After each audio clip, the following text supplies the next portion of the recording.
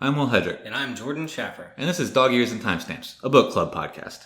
And we learn why it's called Seveneves. We did. Yeah. I had half of an inkling.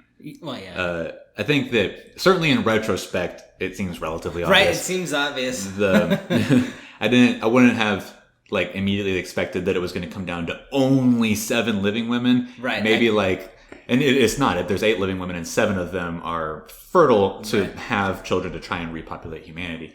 But I thought that maybe there would be 50 people in total or 100 people in total. And these were determined to be the prime candidates that should, something like that. Or I didn't think it was going to literally come down to 7 people only exist. And I was thinking that maybe even just they'd be the 7 viable people that they sent off for the hope of humanity. I don't even know. It just came down to basically being 7 fertile women that are going to be the eve of our future. Or even that more than just the split that we see happens, everything splits up into more, or post time skip. Mm-hmm. We learn that everybody in humanity maybe made it together to the final destination of the journey. And then as society evolved, or that even that initial society evolved with what it had, 7 different factions began to exist, and that became the starts of the 7 different nations of humanity that would progress, and the leaders of those things would be the Seveneves or something like that. A little bit more symbolic than literally saying that there were going to be 7 women that began humanity again. Yeah. It was a little bit more on the nose than I might have initially guessed. Yeah, no, but that's just that it would have just been guessing. Right, yeah, what you just spelled out was kind of pretty too, just them being the dominant leader, because we already knew it was going to be a female-dominated society, so it would even make sense for the 7 leaders to be known as the Seveneves of the 7 different factions. That was a good guess. Mm-hmm. If that was what you were thinking, or it was one of several possibilities that I kicked around. I was like, what does this title mean, or whatever? Mm-hmm. It has to mean something. I think through obviously Adam and Eve, 7 Eves crossed my mind to just literally Adam and Eve and then 7 of them, but I don't know. You're right. I didn't think it was gonna be as on the nose as just literally 7 wombs. Yeah, which is fine. It was just I was guessing at more. I don't want to say subtle, but just maybe more abstract options. Were in my initial guesses. I had an initial, I wouldn't have ever guessed that it would have been literally the fact that there's only 7 fertile women of 8 existing women of 8 existing humans. It was just way more on the nose. And I guess, to be fair, we don't actually know that those are the only 8 existing humans, because there were the people that tried to get to Mars that split from the split, or that was the whole purpose of the split, was to have an excuse to get people to Mars. But it's an extremely safe conclusion that they died in solar flares or something. Oh yeah. But maybe that's part of the time. From radiation too. What was that all about? Where was all this radiation coming from? It's coming from the nuclear reactor. Yeah. That was in the asteroid. In the asteroid. But I guess just for starters, let's put it very quickly in order. Everything that happens for the people who might be listening who aren't reading. Yeah, definitely. Because we just gave a lot of big spoilers, just literally the last thing that happened in the section. So we start off. 700 days. Yeah. Well, we skip. We get a bit of a time skip, a couple of 100 days or something like that. Just something to get us closer to the end of days when the hard rain does come, so we don't really have to wait around, I think. Right. Yeah. Get a little bit of a time skip. Everything is accelerating as predicted, as much as it could have been predicted. Mm-hmm. At some point, Dinah gets a message from Sean Probst, her old boss, who went off to go try and get the Ymir, asteroid with all the water so they could have fuel. He's on his way back. He figured out that there's going to be another catalyst that accelerates the white sky. It's another meteor that's coming through, and it's going to just pass through the moon cloud. And this was all just from collected data from different asteroids that they had been looking at. Had nothing else to do except for think on his return journey. Oh yeah, so he was just speculating. What if another thing happened?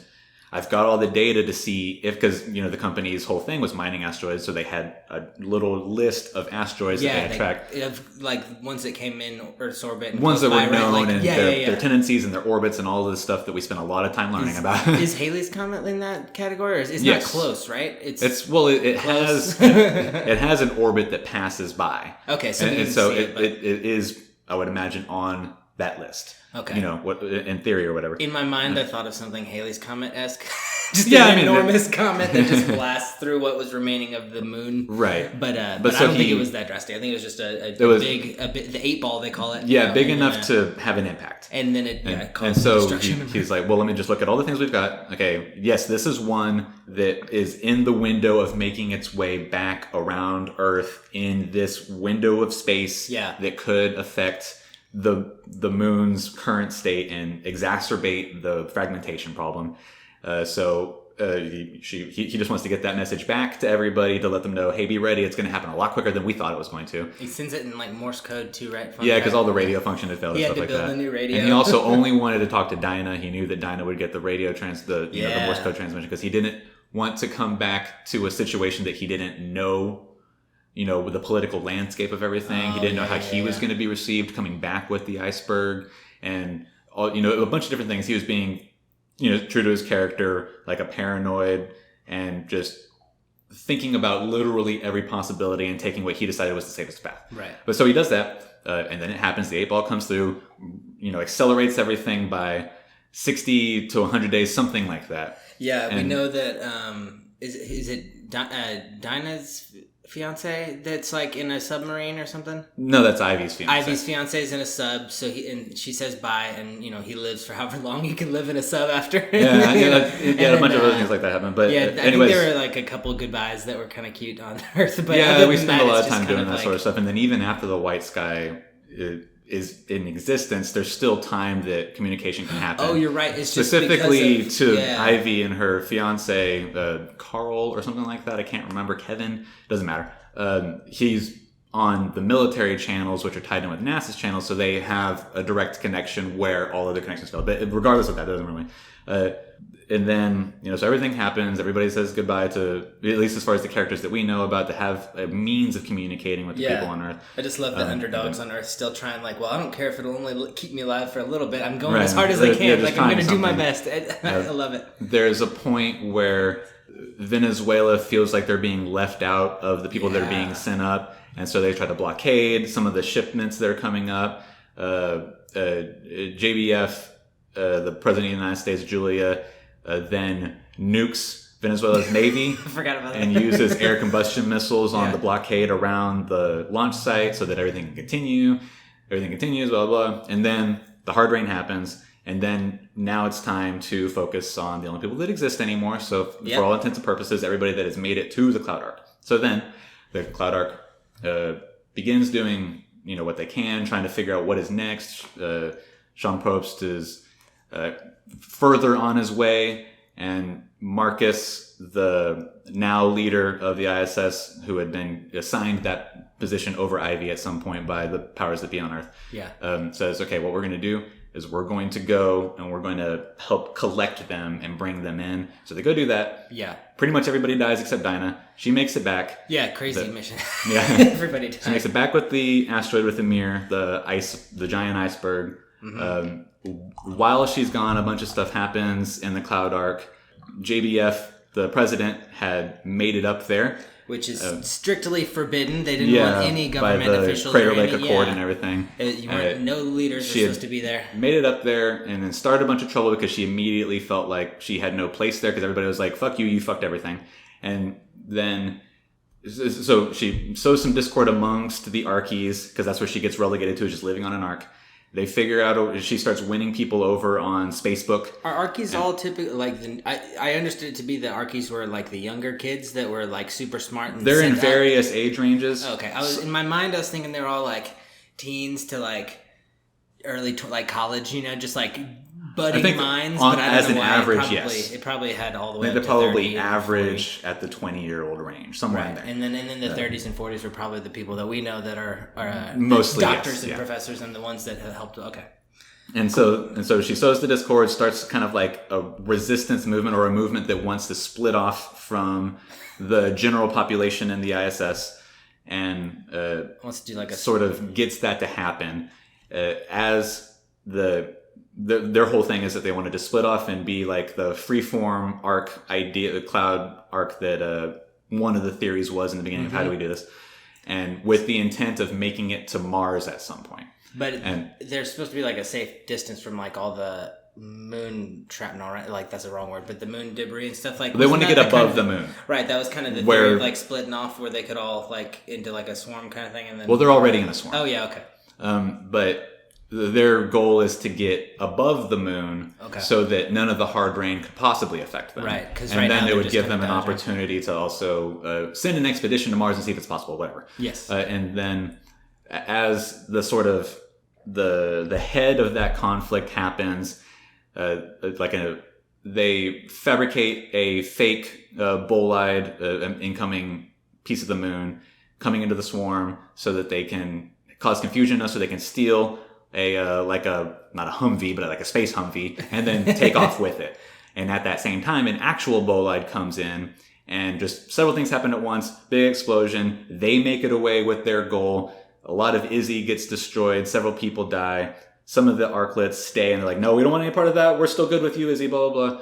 And at that same moment is when Dinah makes it in with the asteroid. And so then we do another bit of a time skip where they now have all the fuel that they need for what they call the big ride, which was a plan to make it up into the moon, into the surviving, the cleft, which is a giant valley within one of the original 7 pieces, the Peach Pit, which is the core of the moon.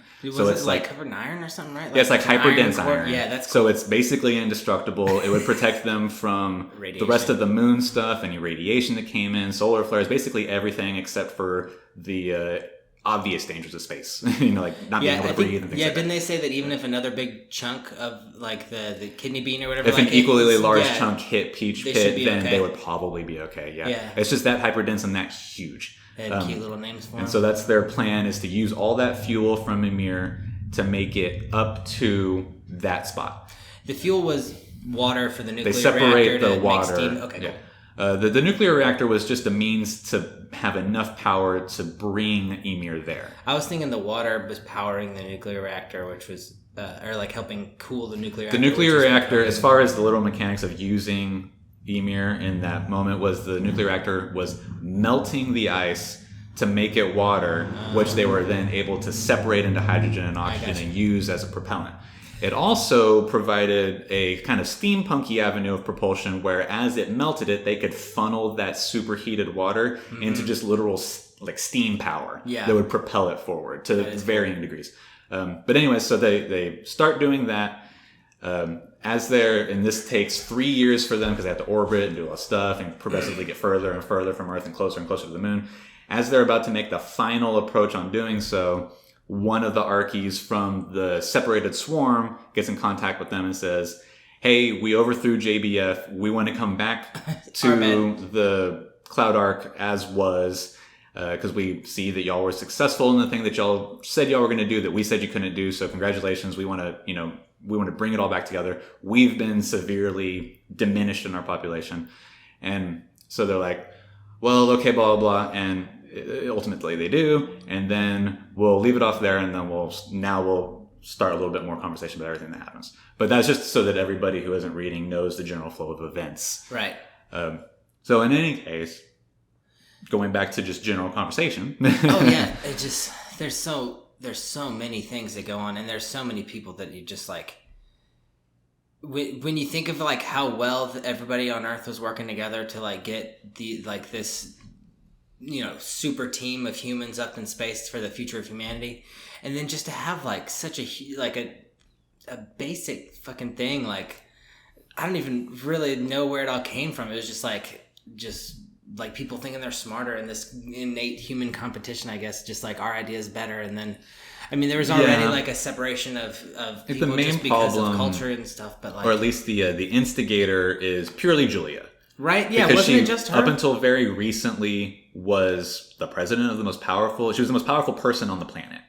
up until the end of the planet. And even on the Cloud Arc, she's like so powerful in the fact that like she doesn't know what's going on, but she can manipulate, dude. She's like, she got to the position that she had because she's good at doing that sort of thing. She's a politician, right? And to her character, it shows that she was probably good at it, because she had a silver tongue because she was getting all these Archies on her side, and she got them all to basically like. She was able to capitalize on some of their, personal fears and problems. Exactly. Because by and large, and to a very legitimate point, the Archies were being completely kind of just pushed aside.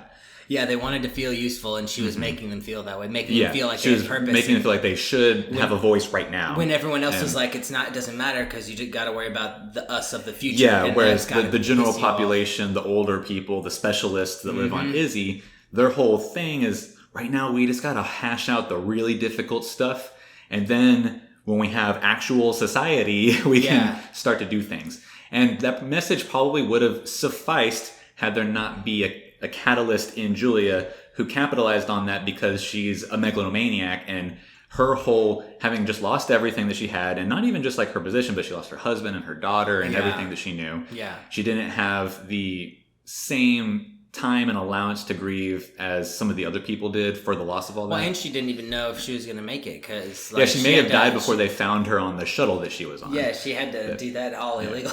And Pete Starling, her science advisor that came up with her, had died right there, like in front of her. So there's like a lot of trauma things happening, and then the general population just immediately kind of discards her. It's like, you're no help. In fact, everything that you've done post Hard Rain to now has only almost killed all of us, and you should recognize that and feel real fucking bad about it. Now go away and don't come back.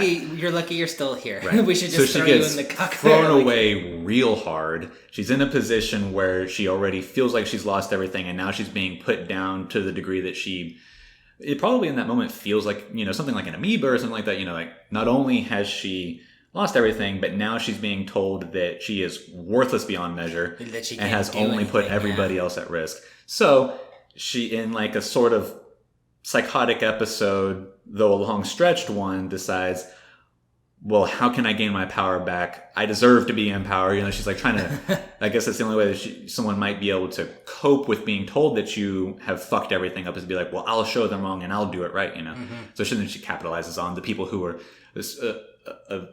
a host of very young people compared to the general population that are having some weird feelings about everything and are susceptible to any voice that's coming at them that sounds good, And so that's, what happens there.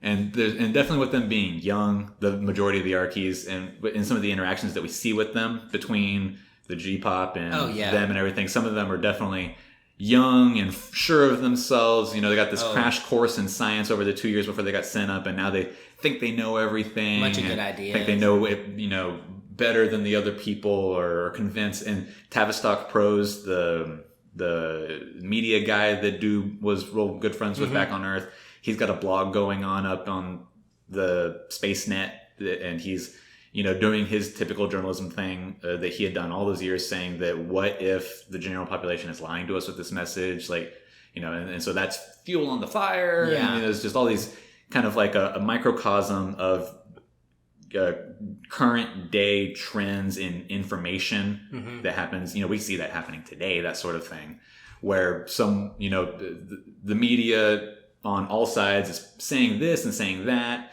The people in power are saying this and saying that. And then, like, who do you believe? What do you do about it? Yeah. Somebody tries to prey on your fears about the things that you don't know. And then, when you feel important being selected for, like, to continue on the human race is, like, one of the select few. And then you're basically kind of shunned and put in the corner like you're not important. But you were one of the chosen people to carry on the future. It's like... And they're being forced to live, like, in a little tin can. Oh, yeah. And so there's all sorts of, consequences of just that living environment, all other outside things aside, so it doesn't breed a healthy mental place. No, but it's genius how she capitalized on it, because it was kind of cool because even when she was talking, she wasn't talking to an Archie. She was like talking to some. I forgot who it was. Dupe? Was it just Dupe? Or there was a point that she talks to Dupe. Yeah. And there was a point that she talked to several of the people that we know from the G-pop that that we've been following, and she kept dropping like all this slang and stuff, but none of them knew like Archies, and they were like, "What the hell's going?" Like they weren't part of all this because they didn't pay attention to Facebook. They were trying to fix all the unfixable problems. Exactly, and then so just like. It kind of makes me think of like Scientology. Like the way I've heard it described is like it makes you feel important, like you're a soul that chose to be in your body, and you chose your parents. It's an opportunistic megalomaniac cult. Is what that is. It makes them feel like it does that exactly. And it makes each person feel important and powerful and unique, and that's kind of what she does. She's like all these Archies want to like help, and they feel like neglected, and she's kind of giving them like a voice, and they're all like hungry for that, and it's basically like she kind of capitalized on it like it was a religion, or like a religion might, and that was just right. Or how any organization that seeks power. I guess it doesn't necessarily have to. I don't have to throw religion into it. Yeah, it's just a very relatable thing. Exactly. That's a very short line to draw. Exactly. Yeah. But so obviously that happens, and then I guess the thing that happens on the Ymir expedition is just a bunch of science. That's all it is.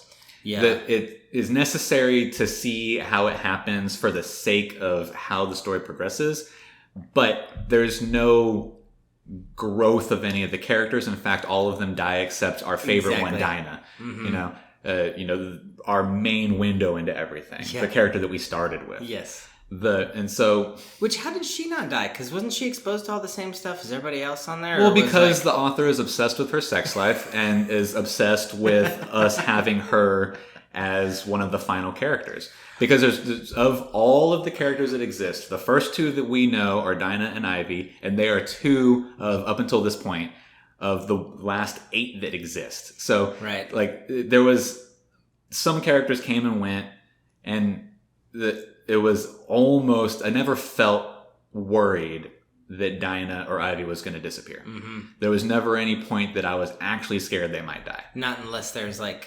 unless we actually go back to Earth, and which of course she would be dead. Right, yeah. And I guess we can go ahead and say, because literally when you finish the section of our reading, the title of the next chapter is circa A plus 5000.0. So 5,000 years after the agent.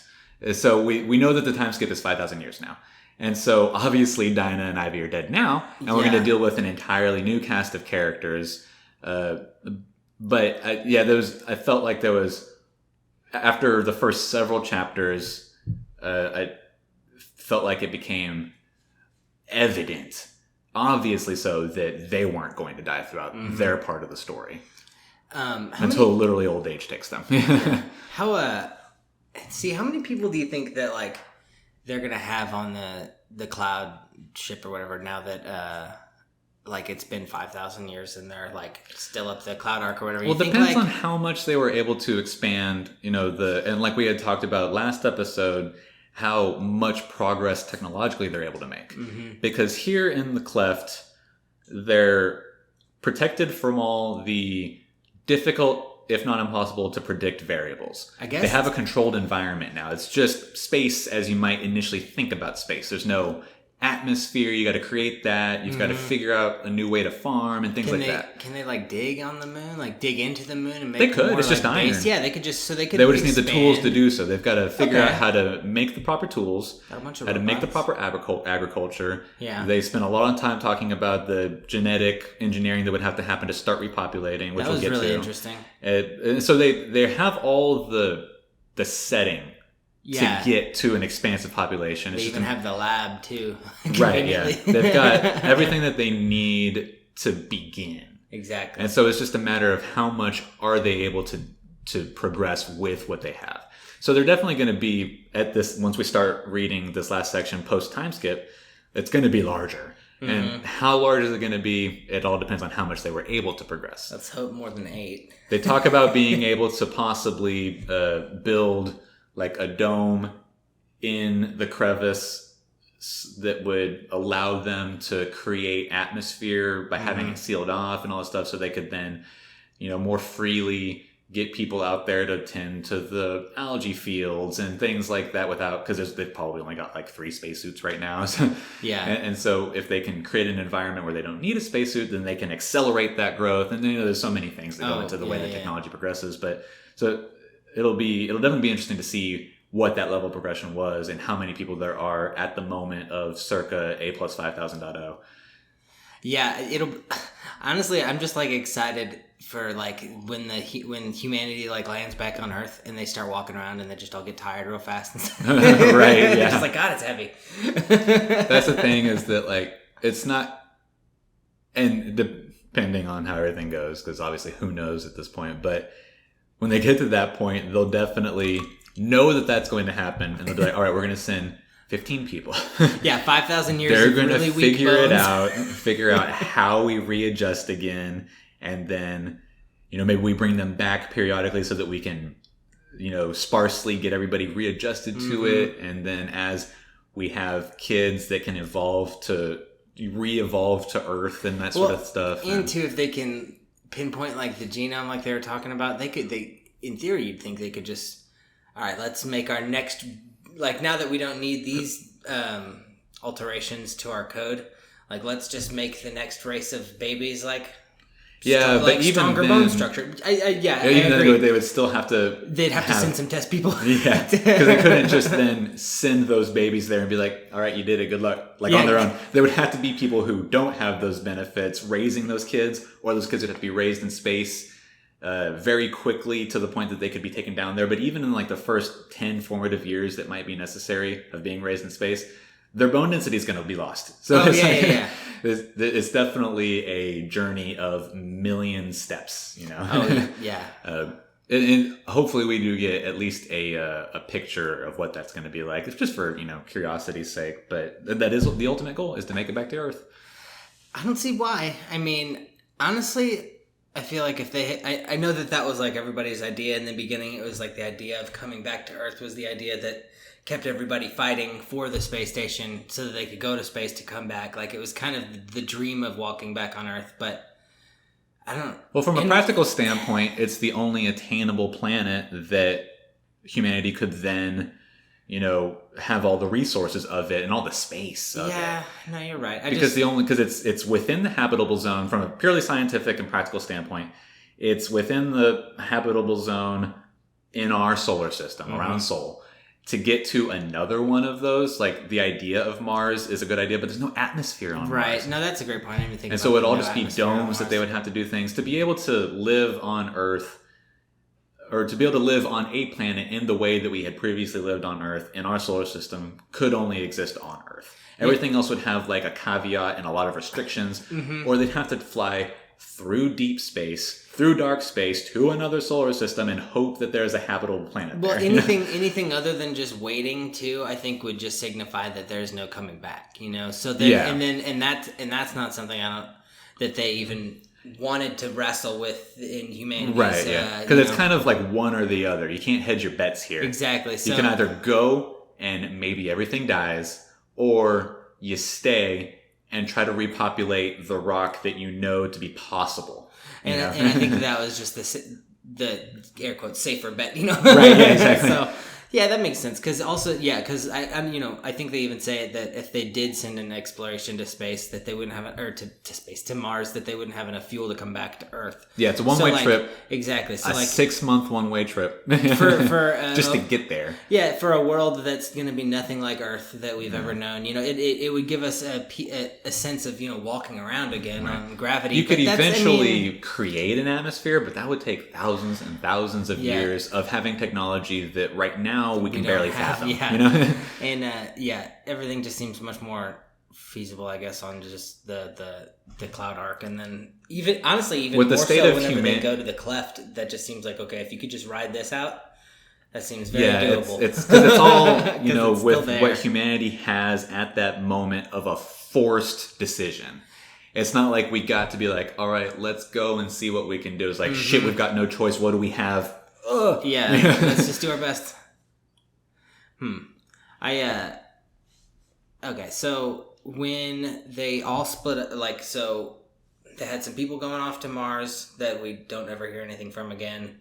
Extremely safe to assume that they all got blasted by solar flares. And they'll never come back anyways, one-way trip. Right. We're not going unless they were like successful in getting there and successful in propagating technology to the point that in several thousand years they could then have a space program that would allow them to come back. That'd be neat. But it could conceivably be thousands of years before we even hear something in the affirmative from them that one person made it, you know? Yeah. So how do we get all the way to the Seveneves? Like, I forgot, just like, right, I'm drawing a blank. Right, so we've got just had like upwards of like 15 to 2,000, it's somewhere between 1,500 and 2,000 people that are in the Cloud Ark before the big things. And the majority of them, no, I think it's just 1,000. It's 1,000. It's like 1,000 or 1,500. So like, yeah, that's what I was thinking. 800 of them are leave with JBF in the split. Yes, she takes 2/3 of the population. Yeah. Right? So like 800 of them leave, and then we don't hear from them for the majority of the 3 years. They have like a civil war with that almost ends up all of them happening. die. For what's left in the G-Pop and the Arkies that stay with the original Cloud Ark, a lot of them die because at that point then when they get Ymir back, the plan is to shove everything onto Ymir because that's going to be our shield riding up. Mm-hmm. And so now everybody's in the same spot, but they're also right next to that nuclear reactor. See, that's one thing I just don't understand. How is he killing people off from radiation when I just watched a shitload of Chernobyl, and you're not supposed to be able to die from radiation at your nuclear reactor unless something goes wrong, which is the nuclear reactor in this situation does not have any of the same safety precautions that a commercial nuclear reactor does. It seems silly. They had no choice. It seems more important now than ever. The safety precautions around an actual nuclear reactor are miles wide, Jordan. Yeah, they don't have miles wide in space. But they have people literally in the facility working right next to the reactor, not miles away. You know what I mean? Like that's what blows my mind is that they can have like a working nuclear reactor and like literally have people in the command center that's like hundreds of feet away, but they can't. But they're hundreds of feet away, and 30 of those feet is concrete.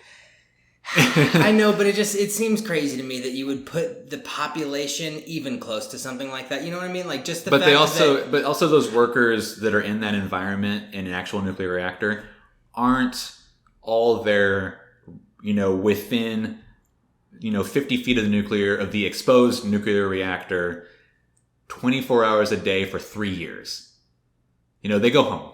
They might take a vacation, right? I just the way the Chernobyl show is going, it just made it seem like literally like unless something crazy bad went wrong, like what happened at Chernobyl, like it didn't seem like anything could. Like it seemed like a nuclear reactor was like one of the safest things, even though they're creating fission in a controlled area. There's just so much more on Earth that those particles can be deflected or interrupted by, as opposed to space, which is a vacuum and therefore a lack of things that could be in the way. I don't know. In my mind, it seems just kind of convenient to kill off a lot of people with radiation, and just like other people make it. It's just, I don't know. In my mind, it's like, how can you do that? I think the only convenient part of it is that the characters that we would want to survived. I guess, but it's just but like not even then because exposed. Doob dies of radiation sickness at the end. Kind of a bummer. So like, see, but like, how is he exposed and not Ivy and not? Well, they made an extreme point of saying that they started protecting the women when they knew that everybody was going to start dying of radiation sickness. So the men started doing all the spacewalks. Yeah. They kept the women as much as possible in the safe zone, which was embedded in the asteroid, in what they called the hammerhead, which was several inches of like steel and iron plating, habitat that was invented for the purpose of making sure you couldn't get radiation sickness. Yeah, and I guess what I know, they could have gone with every intention of, it could have gone out with every intention of the nuclear reactor being safe, and then when they're up there, because of the situation, it could have just been like, well, this little bit's exposed. Sorry, everyone's getting radiated. So, well, it was exposed from the get-go because Sean Probst had no choice. He was like, Yeah. no. Well, that's probably why then, because it was Sean Probst's nuclear reactor. It wasn't like government sanctioned. Well, he's got more money than the government, so but he's the wild card that does what he Well, wants. the reason it's as put together, ramshackled as it is because he had no time to do anything better. The government wasn't. His whole thing was, I'm going up there to fetch water because without that fuel source, nothing is going to happen. Right. And the government does not want to talk about that because they can't think of how to make it happen. So if I'm the only one that's even thinking about it, I'm the only one that can do something. I've got the resources to get myself up there and get a ship up here, and I've got to do it yesterday. So he had no time to make it as safe as possible. It's literally just an exposed nuclear reactor in space. Yeah, that's crazy to me. They had a time span of 2 years. I know, man. And he had to do it. He had to try and ideally he would have somehow miraculously been able to get there and back in time to get them out of the way of the hard rain because they were always under the moon. The hard rain was always going to affect them unless they could get out of the way or get past it. Yeah. So it was all about, I've got to make this happen yesterday, and if I die in the process, which he does, then I save humanity. I did what nobody else was willing to even think about doing. And I'm sure he probably thought it was like a suicide mission anyway. So like if he went out with the exposed nuclear reactor, he probably thought like, well, I'm just bringing this back for these guys anyway. Like they don't. Well, it's either that or I die here on Earth anyways. Yeah. Like it's so I'm going to die. This is something that only I can do. I'm the only one even talking about it. Yeah. So there's just no other way that could have gone in this extremely short timetable, which then gets cut short by an unforeseen variable. Oh, so sure. I didn't even remember. So there's just there was no choice in almost any of these things.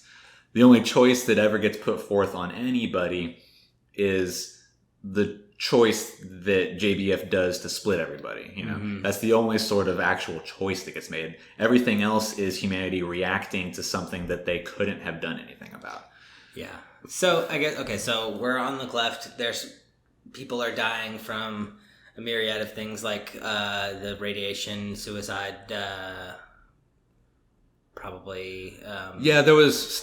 They talk about how there was suicide and all that sort of stuff. But I guess so. We talked about how people died on the original. Sorry, not the cleft. They haven't gotten there yet. The separatists end up having a bit of a civil war because the first solar flare comes in and kills 100 of them, and they're like, we thought we were going to be safe if we got above the moon. What the fuck, JBF? And so then they're like, we want to at least have options. And JBF apparently had consolidated power and been like, all right, I'm going to start controlling everything because I think that's the best way that I can get us out of this mess now that there's a new mess that we didn't think about because we're stupid. And then some people are like, no, give us all the information so that we can talk about it. She wouldn't do it. So then a separatist movement happens.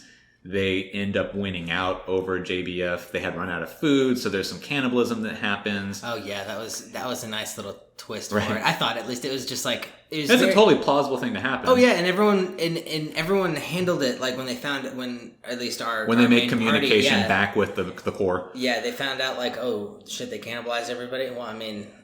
We thought about it. Yeah, we've thought about it. I mean, we can't lie about that. And there's a bunch of meat walking around, and then one of them dies, and then you have to throw it in space or eat it. Yeah, it's a waste of possible protein when we're having to live off these MREs. You'd think that would be almost written in, recycle the bodies. Right. As gross. But they hadn't gotten to the point where they felt like they had to, because they had enough food left that they could stave that off for as long as possible. Exactly. But ultimately, the biggest part of what happens in the separatist arc is they end up being from 800 people to 12 people, and that's when they contact the G-pop and say, hey, we want to come back. Yeah. Was it 12 or 11?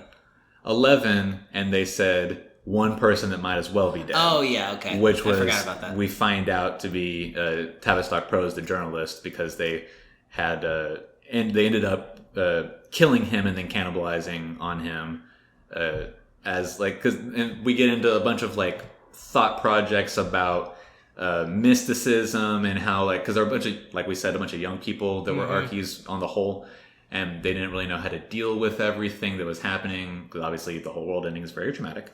Yes. And so some of them were like seeking answers in a until then not seen idea of God, and just like all these different things. And, you know, any way that you could possibly theorize somebody might lose their mind over something as big as the world ending happens in a very quick period of time amongst these 800 people. Yeah, that was probably one of the coolest parts just about it. It's like it was a very real thing, just like the I don't know, like the fragileness of everything, and like people like seeking religion, and just like basically us being our own worst enemy, and having the catalyst of, you know, the Julia, you know, being she was just a good antagonist, not just pushing the storyline through. I mean, you said it before we started talking that she got away with a lot more than she should have. Like, then what makes sense for her to get away with? I've got two main problems with this section of the book. Everything else I'm fine with. I get it. There's two things that I have an extreme problem with. The fact that Julia has a gun, which her and Pete Starling brought up with them from Earth on the journey, because it's, I guess, not a bad idea when you're going into a potentially hostile environment to have some sort of protection, just to give yourself a negotiating point. But she gets on to Izzy as a literal fugitive and as somebody that has literally almost killed everybody, because the shuttle that they're in, that her and Pete are in whenever they arrive, just gets tacked on to the Cloud Ark, and everybody assumes that it was just this you know, last thing that got just sent up by some trigger happy launch people during the splurge, because like at the last minute they were like, send everything up we can as quickly as we can, because this is our last chance. And so they're like, that's just part of the splurge, it's probably useless, maybe there's some vitamins on there. You know, at some point when we can spare the time to go check it out, we'll go check it out. Oh, but great. It wasn't able to be fully integrated into the AI, not an AI, but the system that automatically adjusts the positioning of the swarm in case of a bolide coming through. And so it's constantly like doing other things counter to that and causing a lot of issues. It could possibly end up wrecking into an arclet, which would then wreck into another one. It would just, there's a literal possibility that it would kill everybody. It's confusing the computer. Existing. Yeah. Yeah, so I just we gotta put a label on this so that we know what to do with it. Her extremely selfish and illegal decision to bring herself up there risked the lives of everybody else, and she didn't realize it. So she's coming in as a fugitive, as somebody that literally almost killed everybody else. And doesn't understand what's going on. And they don't check her person. They don't look at anything on her. They're just like, all right, well, you're here now, so go over here. Oh, yeah. I mean, so there is no standard protocol. This has never happened. But you'd think that, right? By the time that she gets there, Marcus has already implemented a personal bodyguard and so you'd think instituted a version of martial law. Yeah. So whenever you bring in a fugitive into a state of martial law, you got your guys check with her tasers and check it out. Yeah. It just doesn't make any sense that she would be allowed to enter the space station with anything unapproved. And she's managed to keep this gun hidden through entering, being pushed aside, then being transferred to an arc. Yeah, how many bullets could this gun possibly have to? It's a revolver, so you assume 6. Yeah, 6. But it's... the revolver's the most, reliable gun, so that was a good choice on her part. It's the most reliable. And so it's just a completely contrived story beat that allows her to have the upper hand when it counts. Right, it gives her this power that she would never have had, and she doesn't have the wit, clever about it. Yeah, so nothing clever whatsoever about it. Yeah, it probably gives her the confidence too to give all the to start stirring stuff up. You know, like she knows she's got this, ace up her sleeve. And the she biggest has power that aggression about it, or not aggression is not the right word, but the biggest grievance about that poorly placed plot point is that we immediately knew that she had the gun, because Diana is looking at the body of Pete Starling and sees an empty holster on him and just thinks, I can't worry about that right now because this ship that they were on is decompressing and we've got to fix that. Oh, that's weird. He probably just hid it somewhere. We'll find it later. He just likes to wear an empty holster. Did he forget his gun before he got on this? No one would ever possibly think that the empty holster the gun that was in it might be with the fugitive that is scared and feels threatened? No. It's like, why would that be a possibility? So never mind like the one person making a mistake. She wouldn't be scared or threatened. If she had the gun, she would right, feel yeah. I'm just kidding. But it's like... No, I know that. Like I can forgive Dinah for not thinking about it in the extreme circumstance that she was in. Yeah, you could just I can't forgive the fact that the other several hundred people that are immediately at odds with Julia trust her to not have anything else up her sleeve. Yeah, it just makes no sense at all. Like I said, I believe that it's contrived and poorly done. So the next thing that I have a huge problem with is that when everybody gets to the cleft, the separatists make it back onto Izzy. There's a fight because it was all a ploy to seize power with their remaining forces against their remaining forces because they didn't think that they would be accepted back in because they were afraid that the OGs or the G-pop would be like, y'all are cannibals, fuck off. Yeah, but they're just like, no, we thought about it too. Like, we get that. So, like, they were, having been the ones that did the seemingly unthinkable thing, have that sort of, like, innate guilty conscience, like, we kind of can't believe that we did this. They're not going to believe that we did this. They won't accept us. We've got no choice but to seize power, and even if we don't kill them all, gain a foothold so that we can negotiate from a position of strength. Yeah, as long as we're in charge, we can move forward. So they get on, they kill a few of them. They basically all end up killing each other, everybody but the people that make it to the control room. And Aida. And like a couple of the other ones that ended up getting... Because at the same time that the fight happens, a solar flare comes in. Of course. And... So, like, some people are able to get into controlled environments and protect themselves, and then they just wait for somebody to come save them because the compartment next over depressurized, so they've got no choice but to wait. And so, like, a few people survive this fight, but the majority of the people on both sides die in that fight. And one of them is Aida, who was one of the Archies from Italy, that was... She survives, and she's the leader of the separatists. Of the defectors of the separatists. Ivy, yeah. Aida. Wait, Aida, sorry. Ivy's way cooler. Aida is the crazy lady. And she's bipolar and super creepy and doesn't have any regrets about anything that she's decided to do. Yeah. She's super sure of herself, so I mean, I guess good for her. Yeah, no, that's fine, I guess.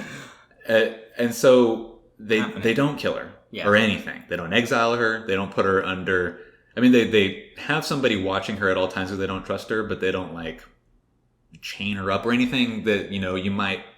a human of today might think they might do, I guess. Obviously, there are humans in an extreme circumstance that we can't fathom, so who knows how they think. But still... Yeah, I mean, maybe because it's a society of girls, they're thinking more logically on the whole of, like...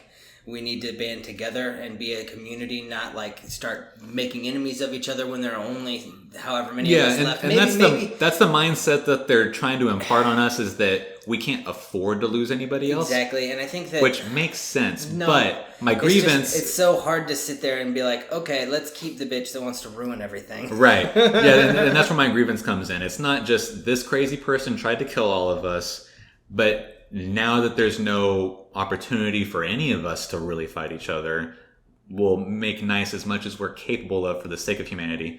No, what I take issue with is that whenever they get to the Council of the Seveneves, with the only 8 remaining people, period, they all happen to be women. One of them is infertile, so that's why they're called the Seveneves, because there's 7 fertile women. Aida's one of them.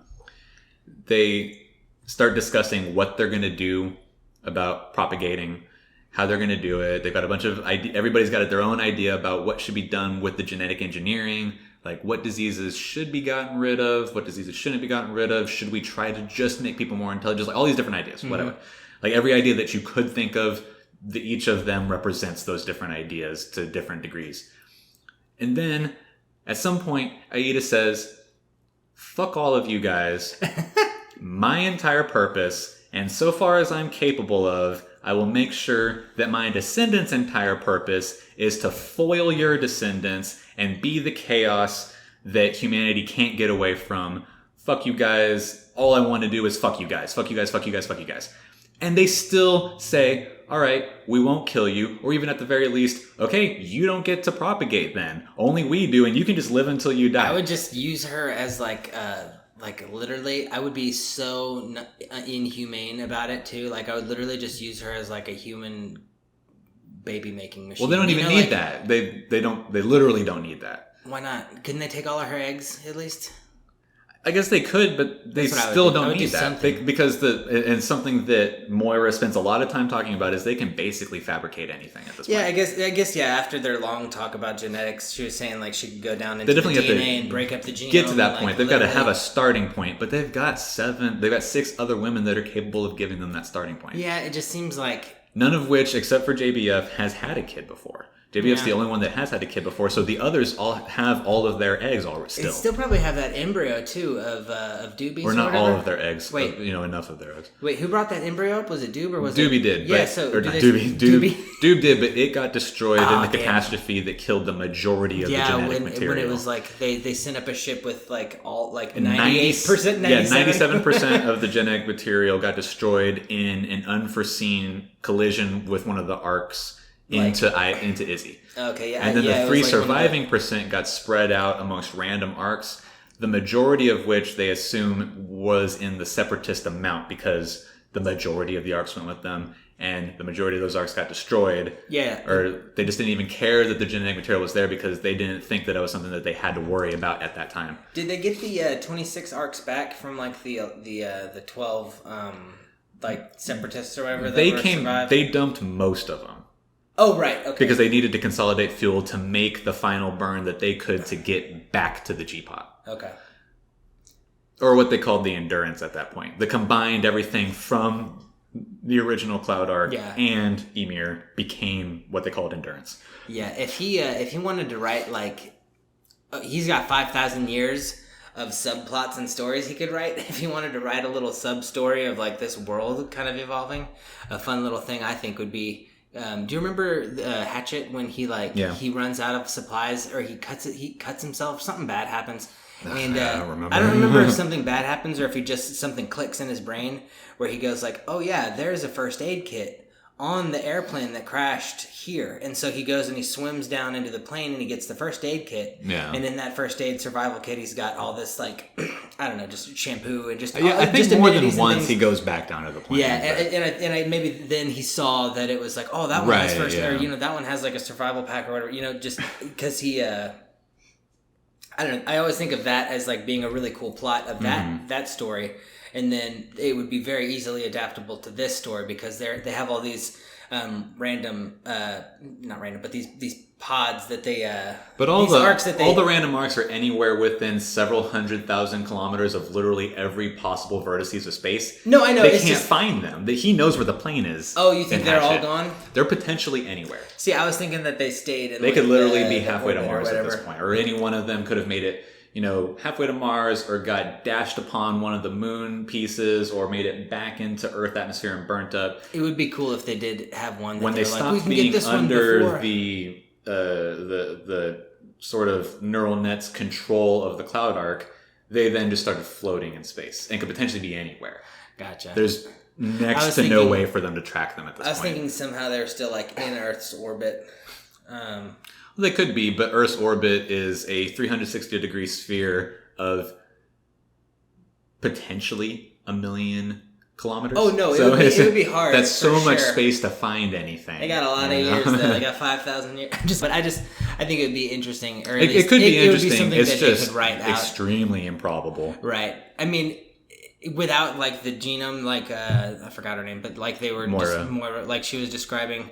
That might have been something that would have been necessary, like we need to go collect the 3% that we've lost that's still mixed among the arcs or whatever. Or they don't know. They wrote their way out of it. They don't know what arcs they're on, and they don't know where any of the arcs are. No, no, you're right. I was just in my mind it was a little bit more like they just kind of became satellites that orbited. Like you wouldn't know necessarily exactly where they were, but you could maybe. Well, they spend a lot of time talking about how difficult it is to change your orbit around the same thing that you're orbiting around.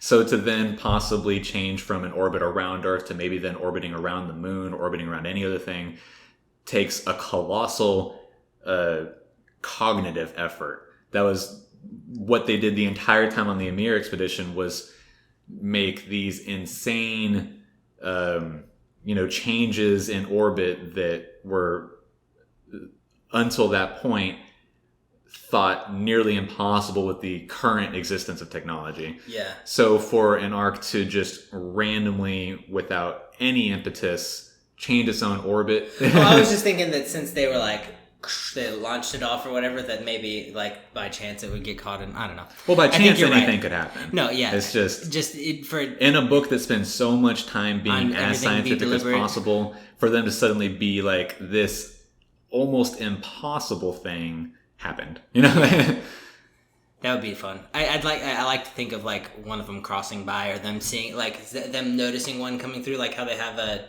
predicted trajectories of like the comets and stuff. Right. I feel like it'd be fun if they like had some nerd like calculate that, and they'd be like, "Oh, this one's coming close. Let's swing by and grab it, or throw out our lasso." Right. Our magnetic lasso.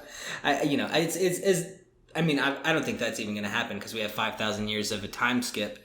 When that would be the ideal time for it to happen. After this, we assume the hard rain's over, or at least coming to a close, and then the Earth would be then habitable. Who knows, actually, how long the hard rain would have to quit before the Earth would then be habitable again, if ever again. Yeah, I mean, and that's another thing that Doob spends a lot of time doing an internal monologue about, is that there's no way to know how any of this is actually going to play out, because it's never happened before. Right. And therefore it's not like somebody can say, all right, well, let's start this experiment over and see if something happens differently. Because it literally, this isn't a petri dish. This is a cosmic scale thing that they have no control over. So there's no way to know how long it's actually going to be before anything's possible, or whatever it is.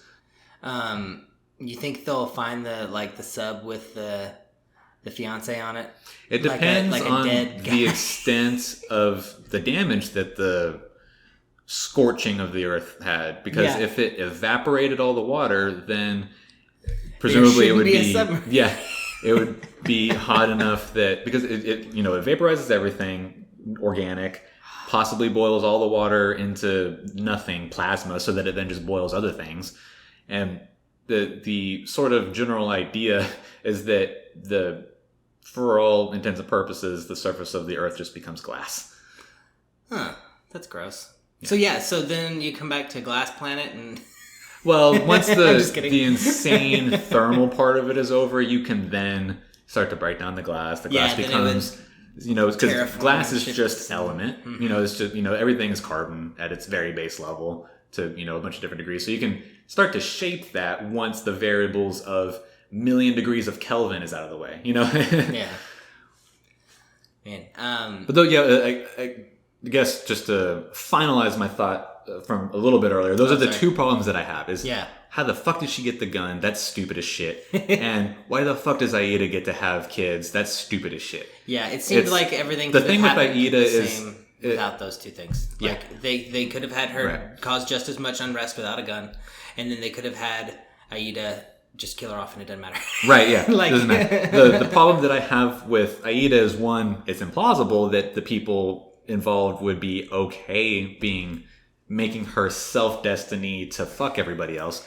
But the other thing is that the purely narrative device that's being done there is that it's like this idea that these 7 women represent the true nature of humanity and its different facets, and it was only ever going to be this way. Aida represents the evil and chaos that humanity has to have. It would be impossible for us to get away from it, even in a universe where we could have genetic engineering.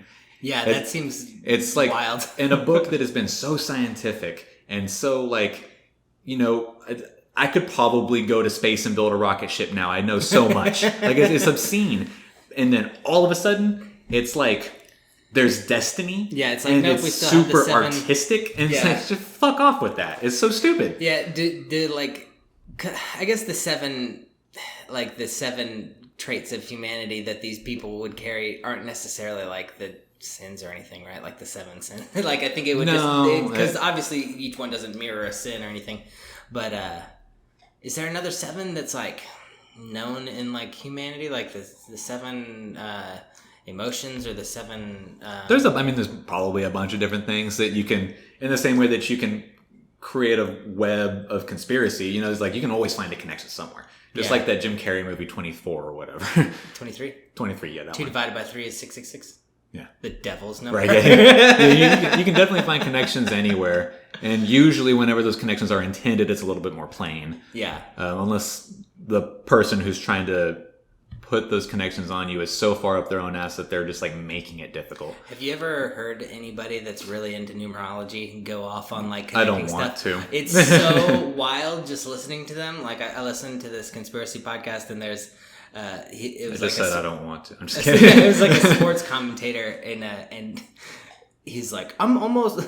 He's so stupid. He's basically saying he's like 51% right. You know, like he's like he gets like over half of all of his like predictions right. You know, some days better than others, but almost always half. And it was just funny hearing him like do this math to come up with this bullshit answer of like, well, if you take the numerology of the word like football, and then you know these numbers match with the name of Drew Brees, and you know, it's just like, dude, what? Yeah. Like I don't know anything about football. Absolutely insane stuff. Yeah, and then he's like, well, I mean, all of my followers, they've made a lot of money off of me. It's just like, well, I guess that's hard to argue, but it's just it was so funny listening to them like connect all the dots for it, and I don't know. But those are my problems, and those are my problems. Is there anything like that strikes you, whether positive or negative? Those are just the two things that stand out to me more than anything. So far, we'll see what happens post time skip. Yeah, I mean, honestly, the fact of them wanting to come back to Earth seems a little bananas to me. It seems like they should have just. I feel like we've discussed that to death at that point, though. I know. Like you definitely, I guess you always want to hope for something better. It's just, but like, I mean, yeah, with the idea of 5,000 years of like, it's so hard for me to wrap my mind around something so far in the future. I guess that's the only reason I have issue with it. Because it's not even really that I actually have issue with it. It's just it would be hard for me to come up with probably this story, you know? Right. And I don't know. I don't have too many like big issues with it. I mean, it's just kind of I don't know. It was. As it was kind of like unfolding, it was just kind of it was fun to like kind of watch it all happen. And there was one little like spoiler I got just from accidentally hearing the title of the next chapter or the next section, and it was narrated in a male voice. So I think there's probably going to be some boys in the next section, which is cool. But yeah, it's just like hopefully, I mean it's so hard to even like come up with all of the science that he throws at us for like making a world that'll last indefinitely off of technology that we're just like he did a great job for trying to make something that seems impossible to me, you know? Right. It would be interesting to know, and I'm sure it could be found out, we just have to look at it, how long it took for him to write this. Mm-hmm. Because, you know, from the day that he had the idea, through all the research he had to do, through all the verification of ideas and facts with the different people that can give him that information, to theorizing and all that, because it must have taken 3 decades. You know, and it'd be really cool to see how accurate it is too. Like to have a real like physicist or something read it and be like, oh, a lot of this is plausible, or you know, a lot of these theories are being discussed now. To the extent of the knowledge that we have, exactly. Yes, you know, and some of the things that they're talking about, I know that we talk about now in science, like doing small little calculations of like, you know, if you move this thing 1 degree, by the time it gets to us, it'll be like 50 degrees off course. Yeah, all the exponential stuff that they keep talking about. And that's really cool. I know a lot of those theories are you know, I mean, I think all the big things that I had issue with, we kind of already talked about, just like, it's just stuff that I think was written to make it so that he could tell this story, when in my world, I feel like different things would have happened, but then it wouldn't have come out to be this story. Like, I can't, like, it's hard for me to think that all of Earth would just team up, you know, and be like, all right, well, we can all make like a big superhuman, you know. And I know, but I don't think that all of Earth did. Yeah, I think that the only people that we see because the only people that matter so far as this story is being told are the 3 powers that are capable of doing it, and that's America, Russia, and China. I mean, they're the only ones that have a robust enough space program or individual programs that can contribute the most to the arc. So they're the ones that are in control of that process. So because the only thing that matters are the people that are in space. in all actuality, as far as this story is concerned. There's probably a million stories that could be told about what is happening on Earth, and there's probably a billion riots that are happening in any given country For sure, yeah. that we don't hear about because it has nothing to do with what we're actually talking about. Yeah, and it probably won't come up because I don't see it happening, but it'd be fun to see if like we do get a connection with the Mars people, if they did make it. It would be a super interesting thing to see would be, did they make it, and were they able to get to a point that their plan, worked and became viable? Like they made it viable? Because I don't think it was. Yeah. But they made it viable through the power of humanity, which is also like a theme that happens a lot, which, I buy into. Yeah. The history of humanity is making things possible when it shouldn't have been. Yeah, that's one thing I'm looking forward to in this next section, to see like how far he might have dived.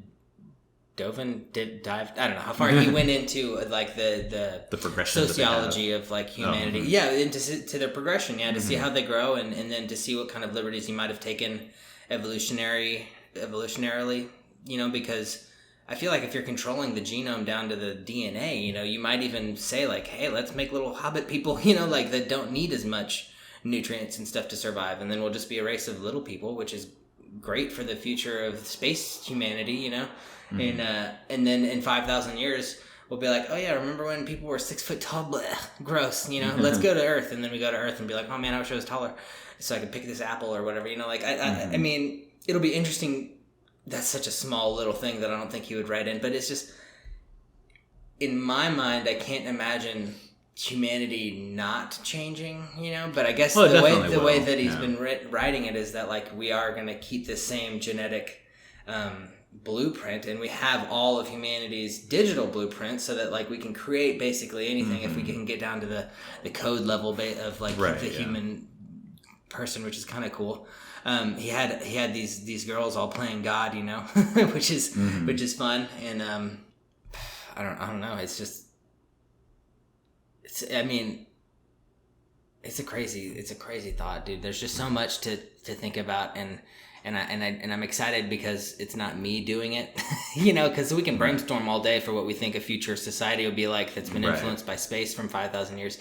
But to have somebody else kind of just tell me what it's going to be like, it'll be like, this is fun. It's definitely a little bit more exciting. Yeah, because then it's like it's free of any deviations that I would come up with, and it's just like literally like not what will happen, but it's like what did happen in this story. So it's like I don't have any choices, and as a sort of like slight quick deviation, just for the sake of providing conversation and some perspective on what it would take to get to another solar system and a potentially other planet that is habitable in the same way that Earth is habitable.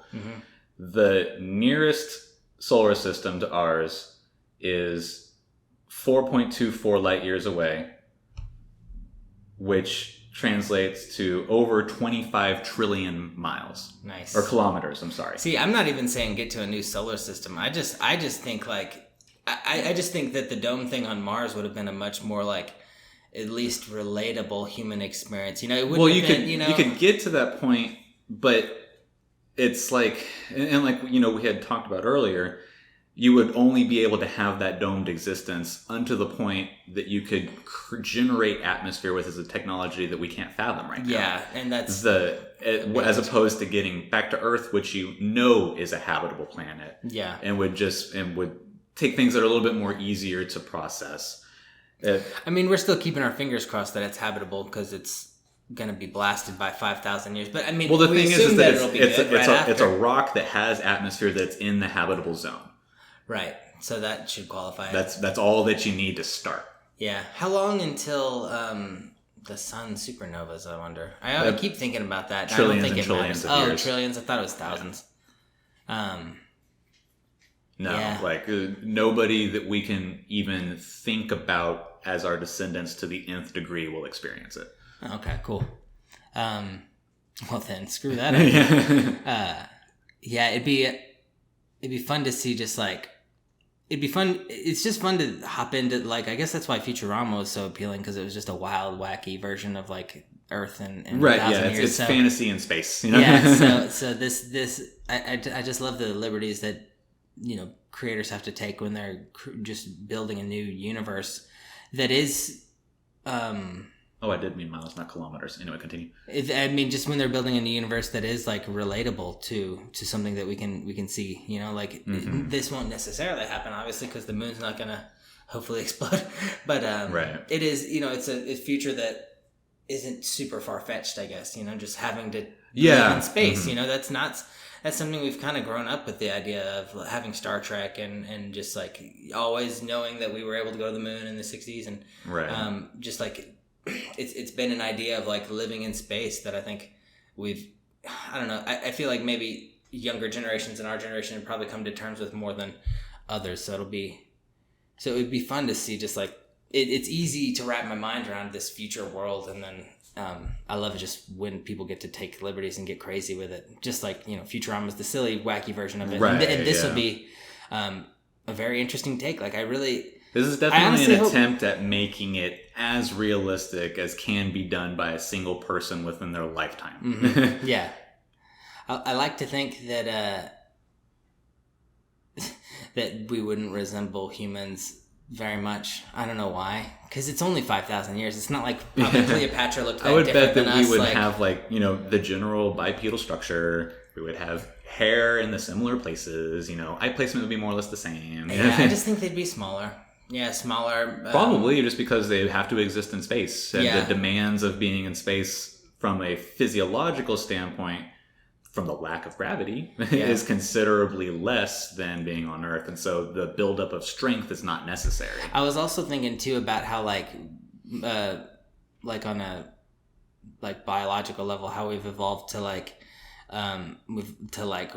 women that are like more curvy because they have more child rearing hips and stuff, and then in this future, well, even just because we might have thought that they were more attractive, and so their genes that have, you know, those curvy tendencies get passed on.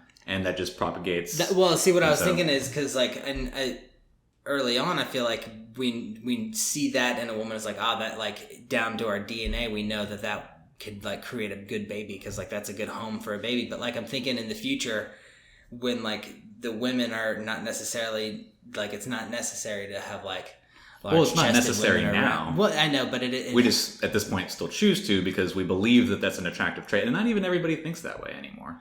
I guess that's fair. So that's why I guess my whole point was in you know the 5,000 year future. Like I wonder what the new there's definitely going to be some trend of attractiveness that's going to be different. Exactly. That's what I was trying to think. Is like I wonder what the new standard of beauty would be, and you know, right? Yeah, there's going to be something. Exactly, because. I mean, obviously now it's still changing, and there is no one standard of what beauty is. There's definitely like as with anything, as with what is the most popular M&M by sales numbers, you know, there's always something that is more popular by volume than the other things. Peanut? That's my favorite. I think the presiding favorite is just the classic M&M. Right, yeah. But yeah, for the same reason that you can find a favorite amongst humanity for any given thing imaginable, there is an overarching trend in what is found to be attractive in a male or female or whatever it is, you know, even, you know, what is found to be more attractive by popularity in the style of car, you know, just, you know, there's always something that is more popular by percentage point than its competitors. So there's definitely, you know, even though like we said, there's, you know, a million different tastes these days because we're not just propagating for survival of the species. There is definitely still by the numbers something that gets considered to be the most attractive thing.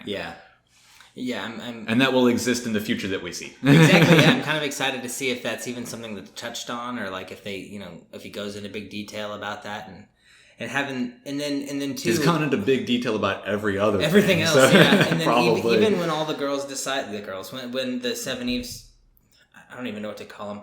When this, you know, when the human race decides unanimously that you know the first couple rounds of kids that they're gonna have are gonna be free of all diseases, you know, mental or physical, and then after that everybody gets one, you know, and you can make it whatever you want. One gene trait that they get to pick. It's like I don't think you should do that, but I'm sure that's the only way you could, you know.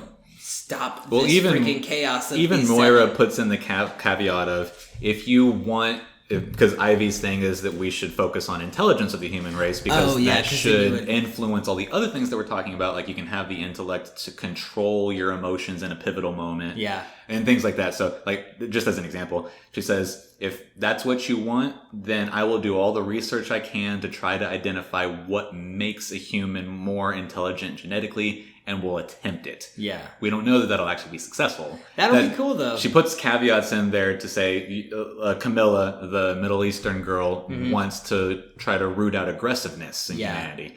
And she says, we'll try to identify what it is that makes that, and we'll try to root it out. But those sorts of things can come back through mutation, which will happen over 5,000 years, through any number of things that make genetics what genetics are. And that'll all come back to, I feel like even the flaws with disease and stuff will come back when they have a fully... There could be new diseases that have never existed before because it's a fundamentally new genetic compound. Yeah. You know? When they have a new fully going like society where they don't have to create this like random genome and they're doing it on their own by the old school way of, you know, having sex and reproducing. Right.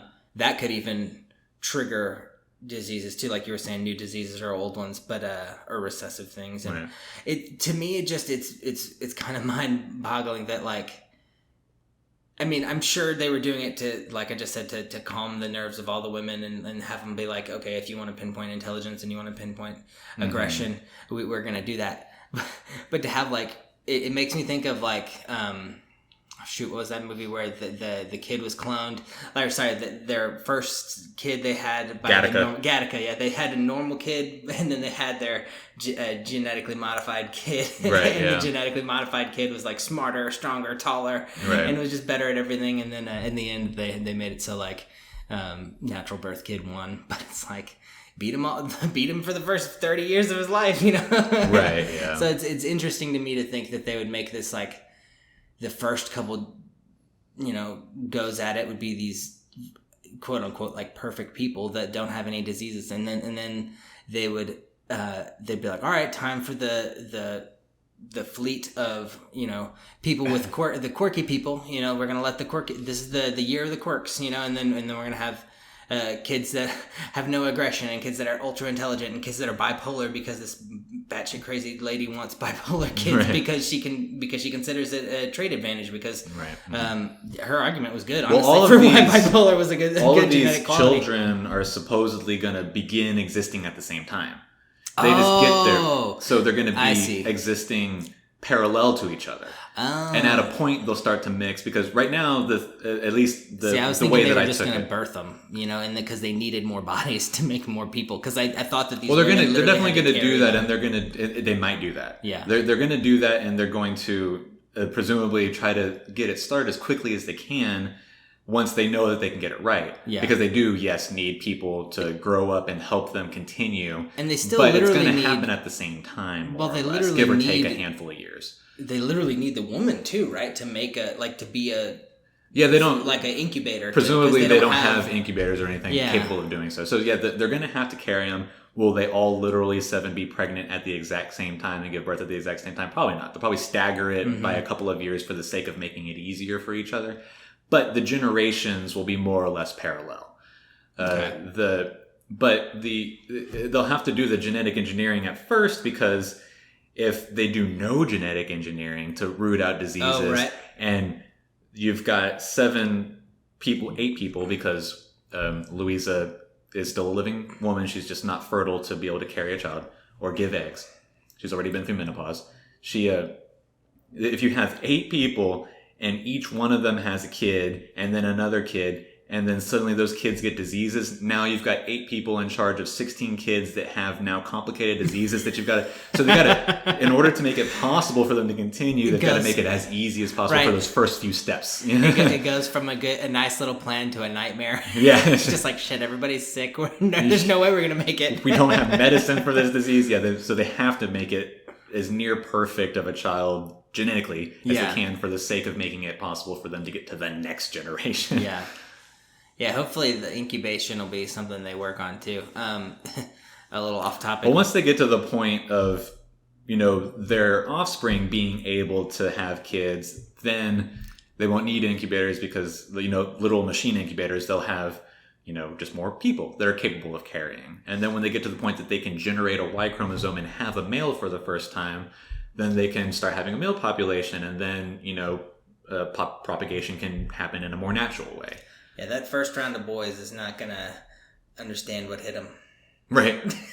It's like the it's going to be the problem like in China huge, with like interesting syndrome. like kind of social statement by the author's point will be that the first wave of males are not going to have males to tell them about the male experience. Right, and then it's all going to... Yeah, that's a great point. I didn't even think about that. It's going to be men raised by women and... Well, I mean, I guess they have the recorded history they can look at the humanity, entire recorded history and make of that what they want. But why bother? But for your first 3 or 4 years of your life, you can't read. Yeah, and so everything that you get told is told by the people who are raising you, and whatever. So it's just the way that if he touches that subject at all, it's going to be interesting to see what he has to say about a society where men, at least in their origin, are 100% influenced by only women. Yeah. Because that's what's going to happen in this theoretical society. Mm-hmm. And he might not want to touch that with a 10-yard pole. Right. It might because that's a very divisive sort of subject to go down. That might be why it skips 5,000 years. Yeah. It's just an interesting thing that could be explored. Exactly. I think it would be... All of that socially is super interesting to me. And then he's so smart scientifically writing all this stuff in. It'd be interesting to see if he does that much of a deep dive in the social aspect too. Yeah, because he's already done quite a bit. He's explored it to varying extent, in the extent that he could in a 5-year period. Mm-hmm. From Agent to before the time skip. That's literally the only time that happens is 5 years. We've got 2 years from Agent to Hard Rain. Yeah, it actually just subbed 2 years, probably like a year and 10 months, and then the 3 years that it takes them to get up to the cleft for the final resting spot. Yeah. So it's just like just around 5-year period that all of this happens. And there's not a whole lot of social experimenting and, thought experiments that can happen in that. So he had to hit all the points that he did hit as quickly as possible. For sure. Well, we got 300 pages left. What do you think? What do you think's going to even happen? Do you have any guess at all? We're going to spend a minimum of 100 pages learning more science things. Oh, for sure. Learning science. And then the other 200 pages are going to be the actual events, the things that we would more traditionally care about in a story. Yeah. I think that, at least as far as timeline goes, what I'm going to assume happens is because we're jumping to that circa 5,000 year mark. It's long enough that they, in the next chapters, use the word circa, meaning that they've stopped keeping exact track, or the computer keeps exact track, but nobody cares anymore. Yeah. About knowing, down to the hour or anything, as far as distance from the agent. So we're gonna start off there, and that's gonna be okay. This is where humanity got to. How far is that? Is it far enough that we are now going to consider even just making the journey back within spitting distance of the Earth to see what we can then do? How long does that journey happen across the 200 other pages? Yeah. And then I think we get maybe the last 2 chapters are the beginnings of the Earth expeditions. Yeah. I wonder if there'll be a section, because I imagine with the moon shard that we're on, the cleft, I imagine that we have an eye on the Earth at all times, the little tangerine or whatever they described it as, a little orange ball of destruction. It does depend on a lot of geography that I don't remember getting mentioned. Yeah. Because they have sunlight in the cleft on a certain point of the ridge. So if they've got, and if we imagine, a circle and there's a valley somewhere in it, and you're in the middle of that valley and you have sunlight, that almost inherently means that you don't see the Earth, because the sun and the Earth aren't on the same side. But if you have constant sunlight, then you're constantly facing the sun to some angle, which means that the Earth is on the other side of you. Oh, wait, so are they on there? If the moon was still intact, are they on the light side or the The dark same, side of the moon? I guess It's on just the one side. It's on the dark the whole side. Way, right? Yeah. It's no longer dark. Yeah, but it's the back. Dark. What they call the dark side. There's a point here and there where the dark side of the moon is not the dark. We call it the dark side of the moon because it's not facing us. That the light that we see on the moon most of the time, not all the time, is just the light, from the sun reflecting onto it or whatever.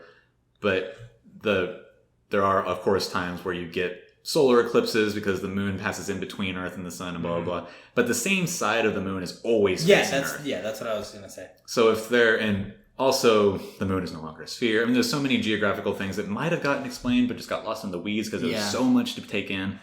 The way that I envision it is that by nature of them being in this valley that has a constant amount of sun coming in at a point on the ridge means that from, that valley is constantly facing in the general direction of the sun, which would lead me to believe that maybe 99% of the time, maybe not 100% of the time, but maybe 99% of the time, 90% of the time, whatever, there isn't a view of the Earth. Okay. From their literal point. They could, once they get movement down and they can leave the immediate vicinity, they could find a view of the Earth. Yeah. But at least for where they've left us, it sounded to me like there wasn't one. Okay. Yeah, I was thinking if they had a view of Earth at all, it'd be nice to think that they could, keep tabs on it, to see. It'd be interesting to see if, with all of... If maybe over 3,000 years the hard rain happens and then it's done, and then the next 2,000 years of the Earth kind of reforming itself, getting the water back, getting the, I don't even want to say, maybe even plants and animals, and I don't think animals in 2,000 years, but it would plants and stuff. To some extent, something would happen. Yeah, and because I can't imagine it would just be 5,000 years of the hard rain, and then it's the second it stops, it's all right, let's go right back to Earth. Not, yeah. So that there is also, because it's not from day one of hard rain to final day of hard rain that it was at 100% the entire time. Oh yeah, no, it would have tapered off at a point. So how long was that taper? Mm-hmm. How few and far between were the impacts at the end of the hard rain? Yeah, because if it slowly got to the point where there was only this is just a random number, but one impact per year, then that's enough lack of interference that stuff could start to happen. Right. Yeah. So there's so many variables in that can contribute to the growth of the Earth at that point. Yeah. But we're not going to get back to animals right away. No, I think that'll be interesting I think that'll be maybe something you can write about, because that's something you can think of from the Ark. Or we're going to get it. We're going to get that. And I think that because of that, it'll give him time to then explain some of the things that happened sociologically on the Ark over the 3,000, 5,000 That's years. That's definitely part of the 100 pages of science that we're going to get, for sure. Yeah, and, I think that, I don't know if there's going to be any semblance of the old Earth there,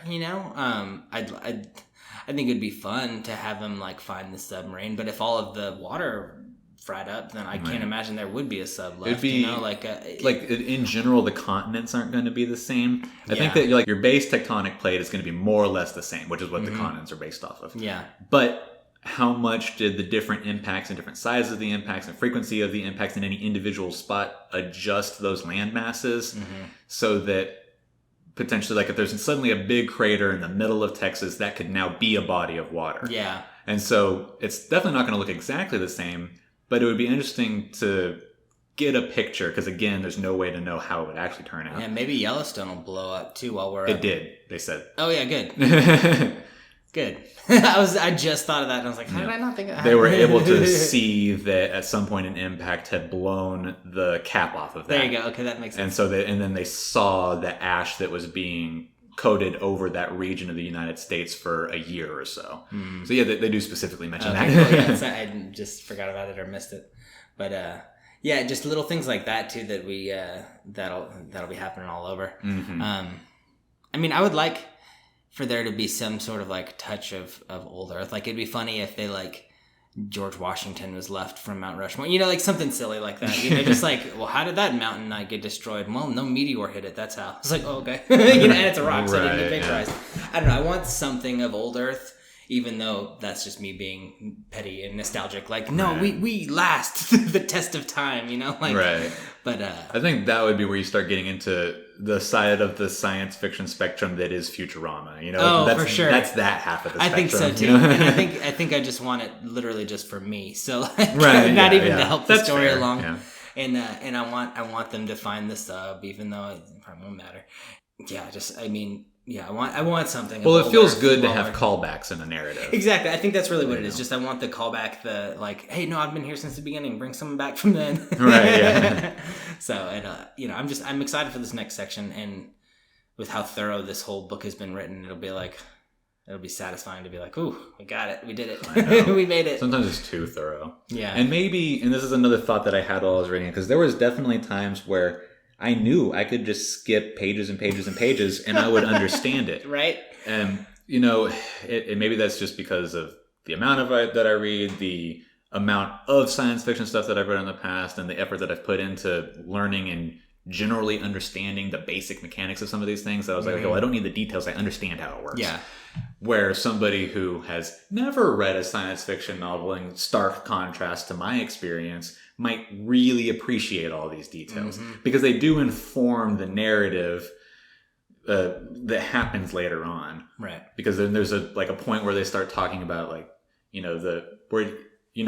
gotten to the point where he is confident that he has taught you the basics of orbital mechanics. So moving forward during the storytelling, he doesn't have to re-explain it every time. He just says, because of orbital mechanics, which is something that we understand now, this happens. And so it makes it easier to explain the story, I guess. Yeah. But for someone that has at least a base, my level of entry is higher than I think the author was expecting. Right. I guess if that makes sense. Yeah, if he was writing it for you, he would. Because there was one time specifically during the Emir expedition that I actually skipped 10 pages. You're just like, I don't need these. Yeah, I skimmed through it. I went into speed read mode where I was just like, picking out words here and there. I was like, okay, they're still talking about that. They're still talking about that. 10 pages later, I was like, okay, story, Jesus Christ. Thank God. It's just filler. And I still understood what was happening. Yeah. I didn't have to go back and be like, oh, wait, they explained something I've never heard of before. And so I guess I'm just not the audience that he was expecting to read this. Or maybe he was expecting, but he was just trying to make it as accessible as possible for everybody. I just feel like it's too much. It's way too much. For sure. And I mean, he probably did it too to make sure that we were on the same mindset as him when things were happening. For all the effort that he put into learning it, he wanted to make sure that everybody else could be on the same level as he was so that the story could get across in the way that he intended. Right, because even last week we were talking about different theories that we had for things that could happen that never got discussed in this, which is, great, because those would be other sci-fi stories. Definitely if his intention is to get across a narrative that he wants to get across, he wants that to be possible. And so to make that possible, at least in his opinion, he wants to make sure that everybody starts at the same point that he does, so that the narrative that he intends can be received, Yeah. And I get that. That makes sense. It's so much, and it feels mildly insulting to my intelligence that it has to be explained to me. Yeah. I think this book would such detail. Yeah. Some things should be explained, because I will certainly never say that I know everything, certainly about this sort of stuff. But I know enough that I don't need to go to astrophysics school, right? Which we've done at this point. It's just, I don't know. It's just a minor, on the whole, minor grievance that I have with the book in its entire presentation. I think that kind of like The Martian, this would make a really good movie, and it would be really cool because it would show, especially if the science in it is as accurate as it feels. I never read or watched The Martian, but my understanding is that it's at least funny about the sciencey stuff. Well, the thing about The Martian, it's a little tongue-in-cheek. There's humor there, where this is literally a textbook at times. But yeah, well, that's what I was going to say. Is the thing with The Martian is that it was the first, or one of the first that I heard Neil deGrasse Tyson talk about it. It was a book that was heavily based in true science, or at least plausible science, right. And then they turned it into a motion picture that wasn't necessarily... Which had to take liberties some get liberties, away from it. But it wasn't so many liberties that a lot of other things have taken. It was something written heavy with science backing that still made a great story because of all the research and science that was put into it. Right. Which is kind of what I was thinking about this, is that I think it would make a really good movie because it would get rid of a lot of the over-explaining of the science, and then it would just sort of tell us... Otherwise it'd be a 50-hour movie. And it would just show us the different things, like a tour of the cloud arc, rather than being like, this is why every, and not to belittle all the work that the author put in, because it's fascinating, like how much energy and I don't think what we're doing is an attempt at belittling. I think what we're talking about is an attempt at just the dissonance that we have with it as readers. I think I was just saying, like, I guess what I meant, or maybe I didn't say it, and why I was thinking that I was maybe being a little negative, was that I think it would make a... No, I was just expounding upon your point. I agree with what you're saying. I think it would almost make a better movie than a book because of all of the explanation. Probably so. And I think it would be able to be displayed in a really nice format in movie. But I think that it could almost be an apples and oranges situation as well. That's true. Yeah, very true. It would be hard to know until the movie came out and it was watched. Hopefully... until it exists, how can you compare it? But I agree with what you're saying. Yeah, hopefully, because of how well it's written scientifically, like, that's why I think it would make a good movie without necessarily... it's daunting thinking about writing a movie based on this this thick book that we're working on. Yeah. Whereas maybe a 300-page book would be a little easier to write, like a screenplay, or at least just to wrap your head around about how you adapt it. But that, like you said, you skipped 10 pages. Like, I think that would be something why it would be translatable to a movie, and why I think it would do really well in that setting. Also, maybe why I think it would bring in fans too that maybe aren't necessarily fans of this genre, because we're hooked and we're in it and we can read through all this stuff because we know it and we like it. Whereas maybe somebody that this isn't their general cup of tea. Yeah, my mom might not really enjoy this book as much. Who knows? She might love it. I don't know if she reads these sci-fis, or at least the space ones. But just I think that it would be it'd be more accessible to more audiences, and then maybe on the same token, less accessible to the people that are diehards. If they Star Wars'd it up a little bit. Exactly. So, if it could be like a good medium between Star Trek and Star Wars in a classical sense. Yeah. Because Star Trek was, at least whenever it first started, was the hyper sciencey attempt at, a narrative. It was like the equivalent of this back then. And Star Wars was lasers and everybody's blowing up and it's exciting and it's just an action movie, It's just an action movie. It's a story about space wizards. It's as fantasy as you can get, except that it happens in space. Yeah. Which, by some sort of logical fallacy defines it as science fiction. Whereas Star Trek was actual science fiction. Yeah, and if they could find a medium in there, then that would be great. Yeah, and The Martian is, I think, kind of in that medium. It's like actual, real, like hard science. This compelling narrative with action. And a fiction story, but keeping an actual sciencey thing. Yeah. And it's got like the nail-biting essence of it, even though he's all alone. Right. He's growing potatoes out of his poop and sciencing the shit out of it. Yeah. It's just, it's exciting, and he still has contact with Earth, and he can, it's a fun movie. I think that if they were going to make a movie about it, they've missed the boat. Yeah, wasn't this in 2015? All the... not even just that. Just missed the boat players. Of science fiction AAA releases and film. Okay. Because in a very short period of time, we had The Martian, Interstellar, Gravity, Arrival. I think there's another one that I'm forgetting. But we had, upwards of 5 or 6, and maybe a couple that I didn't see and don't remember, extremely high-profile space movies that were all very trying to at least have the visage of accurate science happening in a very short period of time, about 4 years.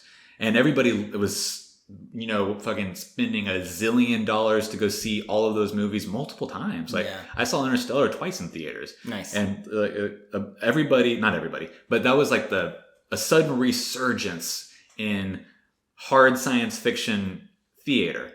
And that's since dwindled in the past, now at this point, another 5 years. Yeah. And so if they came out with this in the next year or two as a movie, suddenly we see an announcement tomorrow, hey, this thing we've been working on, surprise, it's going to be a movie. Be you should have done that 5 years ago. Yeah. Because now no one's going to see it. Yeah, and maybe they can usher in the new age of yeah, they could be the movies. catalyst for the next 5 years of high profile science movies. Beacon 23. Oh, and God. That's the only other space book I can think of that we did. But no, this one's much more engaging than that one. And Jesus Christ. I like the hard science in it too. Like it's whenever they make, it seems like he's really writing it like, no, it's believable, right? Even though it's like all made up, right? And that's what's, I guess, it's a cool story. This is a good book. I'm happy we picked this one. It's been an engaging story. It's something I've been wanting to read for a very long time now, years and years and years. Oh, really? If I'm being honest, and I'm glad it was one of the ones that I've had in my initial suggestion pool whenever we were trying to pick the first book. But I ended up I put it out there and I was like, this is a book that I'm interested in against the 7 other books that we were thinking about. Mm-hmm. And I was like, I'm going to pull that back because it's 800 pages. I know that it's an extreme hard science fiction book. I don't think it would be great for us to do as a first novel when we don't even know the format of our show. And then I held off onto it until I felt like we were comfortable in the format of the show that we could just talk about it in the way that we've been talking about it. And thankfully it's paid off. Yeah. I feel good about these episodes, and I think that this was an appropriate time for us to tackle something of this nature. Yeah. And we're almost done tackling it. Just the last section's left. 300 pages. Yeah. It sometimes feels like a chore, but then you get through it and you're like, I'm glad that I read it. Yeah, that was good, yeah. And well, you have any closing thoughts for this week? I hate to close this off, but we're at about an hour and a half. No, that's honestly where I was going. I don't really have much. I think we pretty much hit everything. We speculated. We've talked about our likes, dislikes, how it should be a movie. Yeah, I mean, you guys know where to find us at ears_stamps on Twitter and Instagram. And then dogearsandtimestamps@gmail.com. And leave us a 5-star review on anywhere you get your podcasts. Mm-hmm. And yeah, I'm excited for this last section, Right. Read book 3, the last 300 or so pages. Yeah. There's an epilogue that is part of this 300-page quote that we're giving y'all. So just finish the book. Read it all. Oh, quick shout out, if they're listening. Today is friend of the show's, Caitlin Brashear's birthday. Woo! Happy birthday. If you're listening, Caitlin, happy birthday. And other than that, I'm Will Hedrick. I'm Jordan Schaffer. This is Dog Ears and Timestamps.